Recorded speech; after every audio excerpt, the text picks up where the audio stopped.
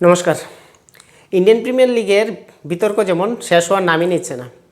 গত কয়েকদিন ধরে আমরা যা দেখছি, যেখানে আম্পায়ারিং ডিসিশন অর্থাৎ থার্ড আম্পায়ারের যে ডিসিশন, সেখানে প্রত্যেক দিন এরকম বিতর্কিত ঘটনা আমরা দেখতে পাচ্ছি, যেখানে যেগুলি আউট না বা যেগুলি দেখতে আউট লাগছে না সেগুলিকে আউট দিচ্ছে আম্পায়ার, অর্থাৎ ব্যাটসম্যানকে বাধ্য হয়ে সে মাঠ থেকে যেতে হচ্ছে। যেখানে এত বড় টেকনোলজি থাকার সত্ত্বেও আম্পায়াররা সেটাকে প্রপারলি ইউজ করতে পারছে না বা ইউজ করে দেখছে না। একটা বা দুইটা অ্যাঙ্গেল দেখে তারা ডিসিশন ক্লিয়ার করে দিচ্ছে। তো সেই জায়গায় আমরা গতকালকে যেটা দেখলাম, রাজস্থান এবং দিল্লির যে ম্যাচে, সেখানে সঞ্জু স্যামসন যাকে আউট দেওয়ার পরে পুরো ম্যাচটা দিল্লির ফেভারে চলে গিয়েছিল এবং সেখান থেকে ম্যাচটা রাজস্থান হেরে গেল। একটা অ্যাঙ্গেল থেকে দেখা যাচ্ছে যে হোপস যে ক্যাচটা নিয়েছে এটা বাউন্ডারিতে লেগেছে, তারপর একবার না দুইবার, কিন্তু আম্পায়ার সেই অ্যাঙ্গেলটা পরবর্তী সময় ভালো করে দেখেনি, তারপর অ্যাঙ্গেল দেখে তাকে আউট ডিক্লেয়ার করে দিয়েছে।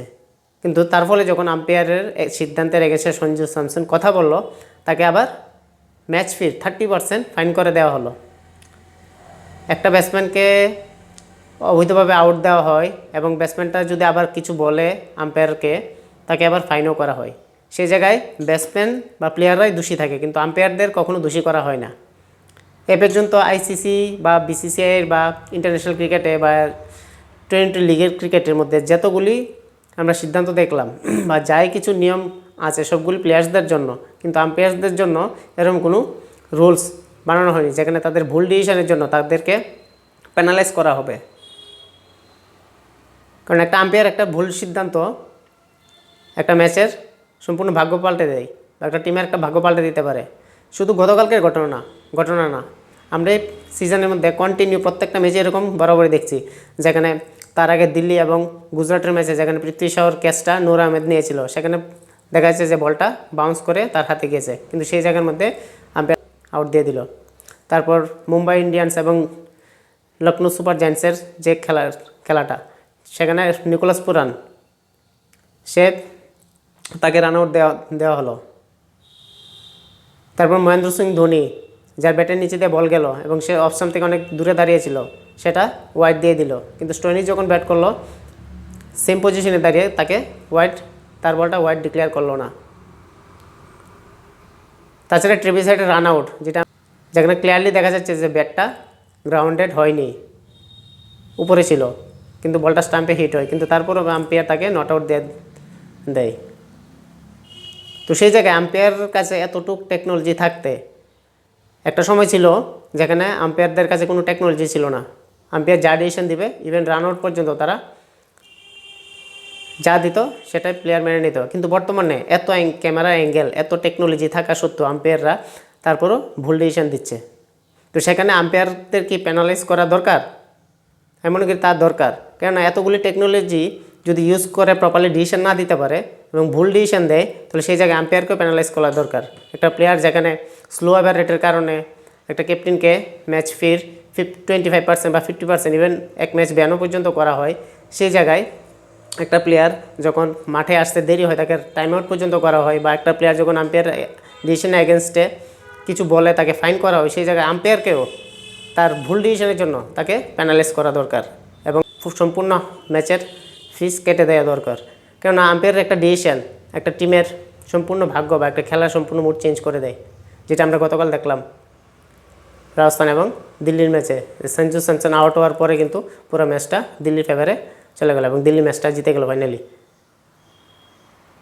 তো এই সিজনে আম্পায়ারিংয়ের এত খারাপ ডিসিশন, যেটা এত বছরের আইপিএলের সিজনে কখনো হয়নি বা কখনো দেখা যায়নি।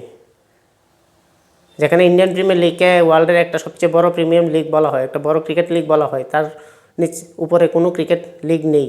তো সেই জায়গায় সেখানে আম্পায়ারদের এরকম স্ট্যান্ডার্ড, এটা অনফিল্ড হোক বা থার্ড আম্পায়ার হোক, সেখানে তাদের যে ডিসিশনগুলি খুবই বিতর্কের, সেখানে প্লেয়াররা বাধ্য হয়ে তার ভুল ডিসিশনগুলি মানতে হচ্ছে। তো সেই জায়গায় একটা ইন্টারন্যাশনাল লেভেলে একটা লিগের মধ্যে এরকম যদি ডিসিশন দেওয়া হয়, কেননা আম্পায়ারের এরকম ভুলের কারণে একটা প্রিমিয়াম লেভেলের একটা লিগ এর দুর্নাম হয়, যেটা ইন্টারন্যাশনালি সবাই দেখতে পাচ্ছে। যেখানে আম্পায়াররা একটা ওয়াইড ডিসিশনের রিভিউ যদি দেখে সেখানে 4-5টা অ্যাঙ্গেলে দিয়ে দেখে সামনে পিছনে এবং সাইড অ্যাঙ্গেল থেকে, কিন্তু যখন একটা ক্যাচ বা একটা বাউন্ডারিও দেখে তখন সারা একটা বা দুইটা অ্যাঙ্গেল দেখি খুব তাড়াতাড়ি ডিসিশনটা দিয়ে দেয়। তো সেই জায়গার মধ্যে তাদের এত তাড়াহুড়া কিসের? একটা ডিসিশন বা এখানে এক একটা রান, এক একটা ডিসিশন খুব ইম্পর্টেন্ট। আমরা এরকম কন্ট্রোভার্সিয়াল ডিসিশন আমরা ইন্টারন্যাশনাল স্তরেও দেখেছি বরাবরই, কিন্তু আইপিএলের মধ্যে এরকম আমরা যা দেখছি সেটা মানে বলার মতো না। প্রত্যেক দিন প্রত্যেক ম্যাচে এরকম ডিসিশন হচ্ছে। আম্পায়ারিং স্ট্যান্ডার্ড যদি এরকমভাবে চলতে থাকে তো সেখানে নিশ্চয়ই বিসিসিআইয়ের এই নিয়ে চিন্তা ভাবনা করা দরকার, যেখানে তাদের একটা কমিটি তৈরি করে আম্পায়ারদের ডিসিশনগুলিও রিভিউ করার চেষ্টা করতে লাগবে বা রিভিউ করতে হবে, যেখানে আম্পায়ারদের ভুল ডিসিশনের জন্য তাদেরকে পেনালাইজ করা যেতে পারে বা পেনালাইজ করা দরকার, নতুবা তারা এইভাবেই তাদের ডিসিশনগুলি চালিয়ে যাবে, ভুল ডিসিশনগুলি কন্টিনিউ করতে থাকবে। কারণ একটা প্লেয়ার যেহেতু প্যানালাইজ করা যায়, সেই আম্পায়ারও সেখানে বাদ থাকা যাবে না, আম্পায়ারকে প্যানালাইজ করা দরকার। কারণ ডিসিশনটা আলটিমেটলি আম্পায়ার দিচ্ছে, তো সেই জায়গায় আম্পায়ার যেহেতু ভুল ডিসিশন দিচ্ছে দেখে শুনে সেই হিসেবে আম্পায়ারকে প্যানালাইজ করে, নতুবা টেকনিক্যাল স্টাফ যারা এগুলি ঠিক করে কভারেজ করছে না বা ঠিক করে দেখাচ্ছে না তাদেরকেও প্যানালাইজ করা দরকার।